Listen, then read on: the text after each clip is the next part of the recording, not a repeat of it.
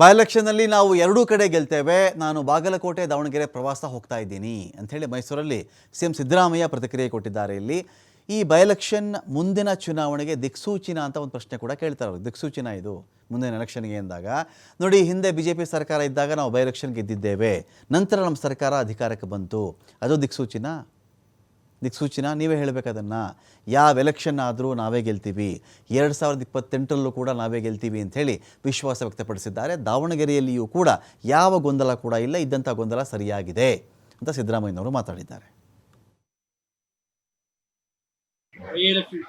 ಎರಡೂ ಕಡೆ ಗೆಲ್ತೀವಿ ನಾವು.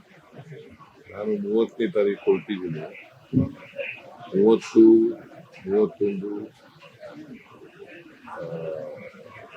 ಬಾಗಲಕೋಟೆ, 1, 2 ದಾವಣಗೆರೆ,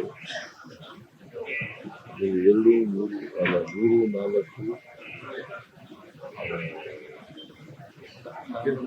ಮತ್ತೆ ಬಾಗಲಕೋಟೆ, 5ನೇ ತಾರೀಕು ಕೇರಳ, 6ನೇ ತಾರೀಕು 5 ಬಾಗಲಕೋಟೆ, 6 ದಾವಣಗೆರೆ.